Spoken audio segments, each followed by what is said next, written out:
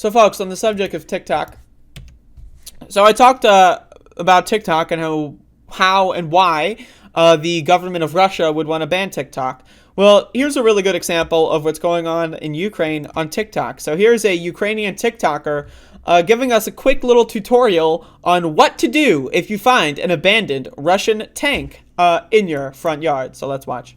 Если вдруг вам попадется свободный или брошенный БТР, то сохраняй лайфхак, как его завести. Включаем массу, оба генератора. Теперь втыкаем обогатитель. Опа. Следующий у нас стартер. Все, завелся. Предохранители. Раз, два, три, четыре. А теперь фары и обдув стекла. Прижимаем сцепление. О! И включаем первую скорость.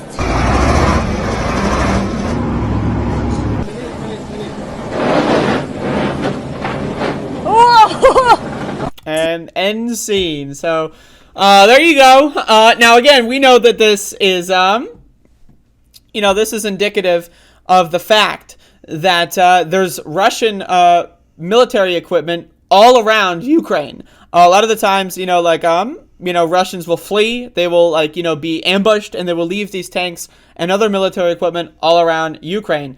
And so, teaching civilians on whether or not, if they want to try to capture the tank. We've seen, examples of tractors towing these tanks.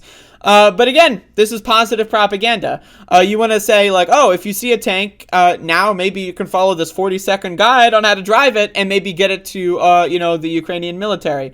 Now, again, it doesn't matter if this video is from before the current invasion, because, again, there are reports of Russian tanks all across Ukraine. So sharing this now, again, provides civilians information on how to operate these machines, and they can potentially use them to defend their own cities, their own villages, and so forth. So it doesn't matter if this was filmed pre-Ukraine. What matters is, again, there are confirmed reports of tanks all across Ukraine that have been abandoned by Russian soldiers for one reason or another. They were ambushed, they were killed, and the tanks are still there. And it's also just, again, positive propaganda. Positive propaganda for the defense is something that is good, in my opinion. You want to promote things that are good for the team that is defending themselves against an offensive fascistic invasion. And so, again, we're also seeing that this is why Russia is trying to censor TikTok, because TikTok spreads pro-Ukrainian propaganda, because Ukraine, in this instance, is correct. And a lot of people all across the world, now I'm not saying TikTok itself as a corporation is spreading that, but again, the most users on TikTok, most users are supporting Ukraine because Ukraine is winning the propaganda war, and Russia does not like that. So there you go.